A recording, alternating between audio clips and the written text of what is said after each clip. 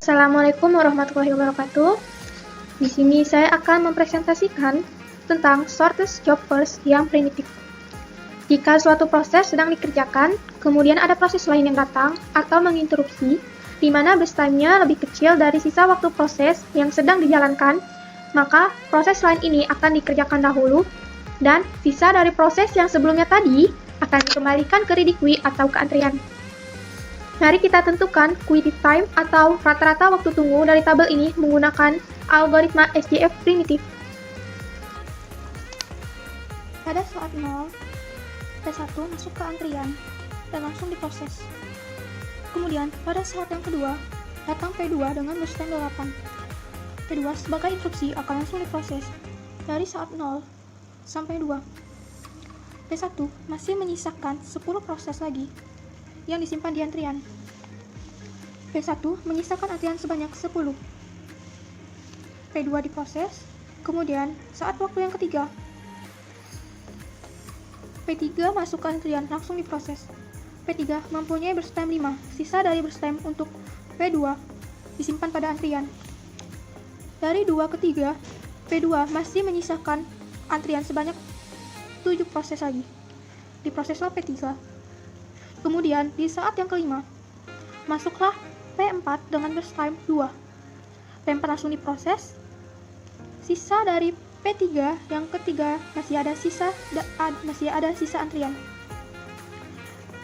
P4 diproses karena P4 hanya mempunyai burst time 2, maka diselesaikan P4 ini dari 5 sampai waktu yang ketujuh.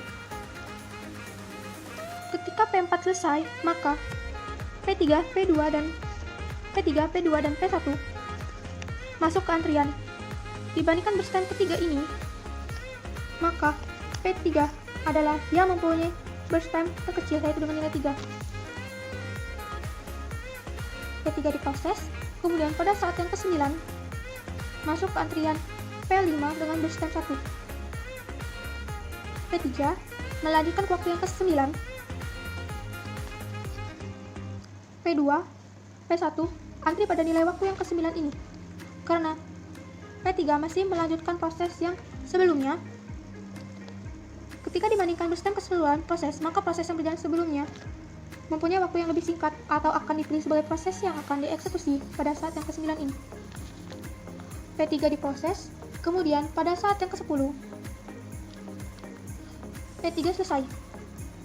Kemudian P5, P2, dan P1 masuk ke antrian. P5 diproses dengan burst time 1, hingga pada saat yang ke-11. Pada saat yang ke-11 ini, masuklah P2 dan P1. Antara P2 dan P1 memiliki burst time yang lebih pendek atau lebih singkat, maka P2 diproses dari 11 sampai proses yang dibutuhkan sebanyak 7. Hingga waktu selesai untuk P2 adalah pada saat yang ke-18. Ketika P2 selesai, maka P1 masuk ke antrian. P1 diproses hingga waktu burst time-nya 10 atau 28. Waktu tunggu untuk masing-masing proses pada SJF primitif ini. Untuk P1 langsung diproses awalnya, kemudian baru diproses kembali pada saat yang ke-18, dan mulai masuk ke antrian kembali pada saat yang kedua. Maka pada waktu proses P1 dikurangi dengan waktu antrian P1, yaitu 18 dikurang 2 sama dengan 16. P2 diproses pada saat yang ke-11. P2 mulai antri di saat yang ketiga dan mulai masuk ke antrian pada saat yang kelima. Maka 7 dikurang 5 sama dengan 2. Untuk P4 masuk antrian pada saat waktu yang kelima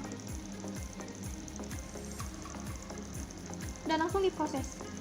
5 dikurang 5 sama dengan 0. Kemudian P5 masuk ke antrian yang ke-9 dan diproses pada saat yang ke-10. Saat diproses dikurangi pada proses antrian, yaitu 10 dikurang 9 sama dengan 1. Kita jumlahkan nilai keseluruhannya, yaitu 27. Rata-rata waktu tunggunya adalah 27 dibagi dengan 5, yaitu 5,4 satuan waktu. Kali ini saya akan mempresentasikan dengan subbab yang berjudul Siklus CPU I/O Burst, konsep dasar. Pada sistem multiprogramming, selalu akan terjadi beberapa proses berjalan dalam suatu waktu. Sedangkan, pada saat unit programming, hal ini tidak akan terjadi, karena hanya ada satu proses yang berjalan pada saat tertentu. Sistem multiprogramming diperlukan memaksimalkan utilitas CPU.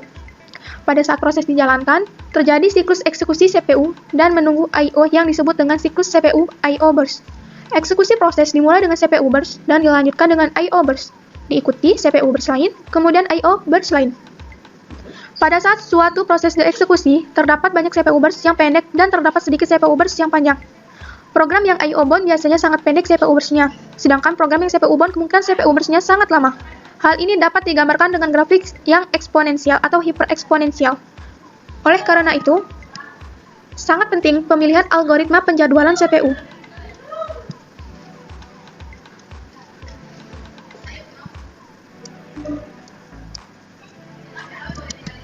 Ini merupakan diagram siklus CPU I/O burst dan ini merupakan histogram waktu CPU burst.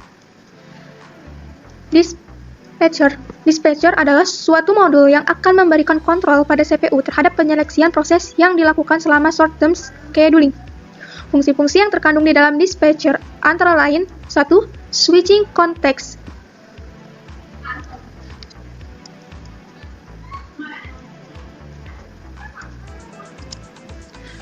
2. Switching ke user mode. Dan yang ketiga, melompat ke lokasi tertentu pada user program untuk memulai program. Kriteria penjadwalan. Suatu algoritma penjadwalan CPU yang berbeda dapat mempunyai nilai yang berbeda untuk sistem yang berbeda. Banyak kriteria yang bisa dipakai untuk menilai algoritma penjadwalan CPU. Kriteria yang digunakan dalam menilai antara lain 1. CPU utilization. Diharapkan agar CPU selalu dalam keadaan sibuk. Utilitas CPU dinyatakan dalam bentuk proses yaitu 0-100%. Namun, kenyataan hanya berkisar antara 40-90%. Throughput adalah banyaknya proses yang diselesaikan per satuan waktu. Turnaround time, banyaknya waktu yang diperlukan untuk mengeksekusi proses, dari mulai menunggu untuk meminta tempat di memori utama, menunggu ready queue, eksekusi oleh CPU, dan mengerjakan input-output. Waiting time adalah waktu yang dibutuhkan oleh suatu proses di antrian ready. Waiting time ini tidak mempengaruhi eksekusi proses dan penggunaan I/O. Response time, yaitu waktu yang dibutuhkan oleh suatu proses dari minta dilayani hingga ada proses pertama yang menanggapi permintaan tersebut.